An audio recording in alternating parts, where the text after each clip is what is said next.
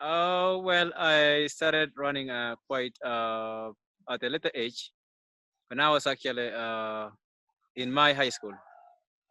It happened that I discovered that I had talent way back when I was still in primary. But of course, since my father wanted me to do something different, he wanted me to become like study in school and become a professional in something different. But I started rerunning in 2013.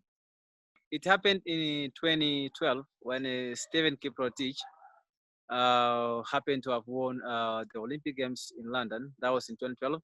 And then a year after in Moscow in the World Championship, he did the same thing by winning the gold medal. So that was really something that I felt like I need to follow my dream.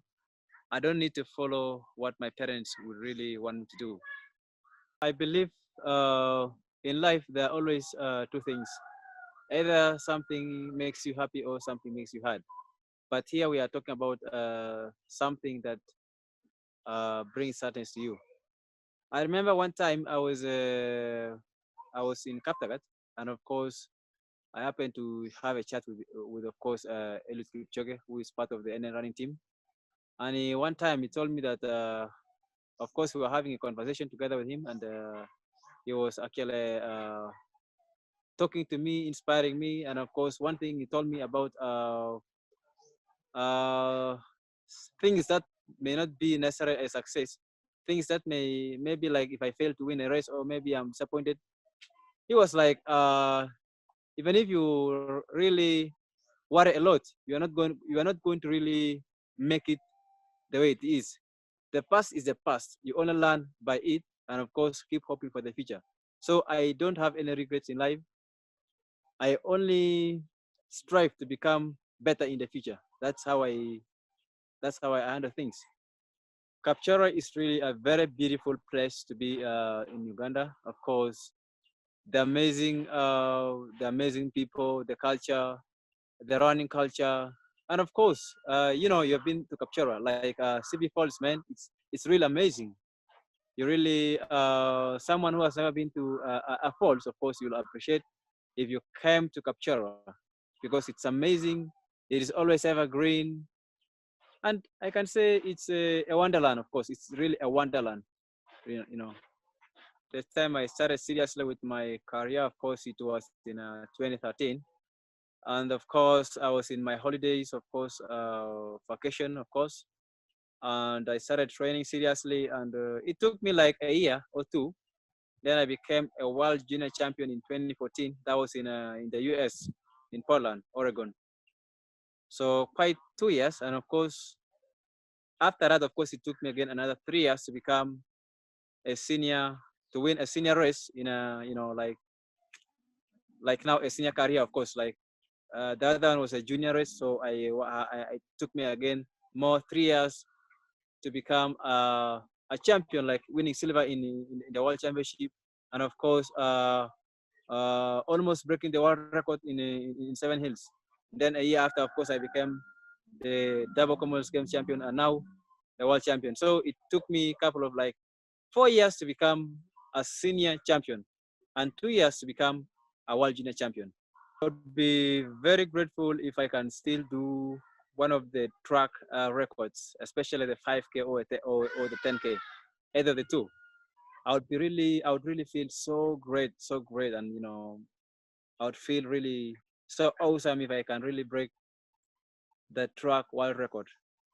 I would be really the happiest person. Yeah, I think 160, 150, like kilometers per, yeah, of course, per week. I think that's it.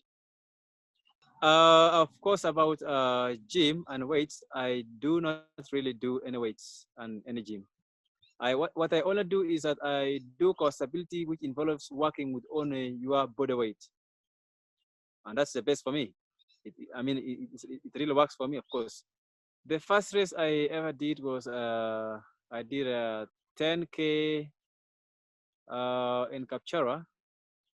Of course, some people are trying to select the team for that club, so I happen to be part of of the run, and of course I became number 6, something like that. But then they only wanted like 4 people to be in that club. That was in 2012. I think with the look of things now with the COVID-19, a lot of care needs to be taken, of course, from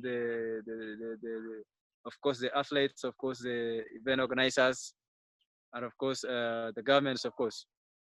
But supposing the world gets back to normal, of course, to business, of course, I would like to really do the World Half Marathon Championship, and maybe before that, I also intend to do maybe one track event, and then later the World Half Marathon Championship in Poland, and then maybe something in the roads, maybe 10K.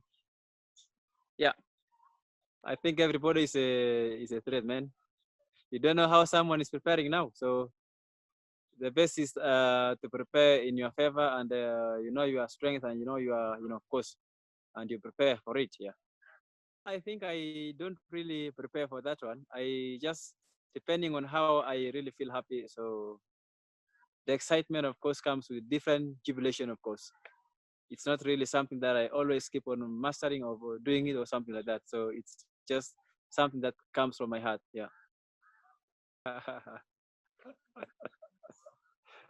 That one is a little bit difficult, but of course, Eliud has been saying that no man is limited. So you never know. You never know. Could be also one of a few things to discover if I can really do that. Of course, I would be grateful. Of course, I would say that I would maybe try something like that in the future. Of course, but I really respect Eliud as he's a really a great athlete. He's a great champion, and he has come a long way. So the best is to learn from him, of course, how he has been racing in these marathons, of course, and you know, that's a big thing that I want to, you know, enjoy. Yeah.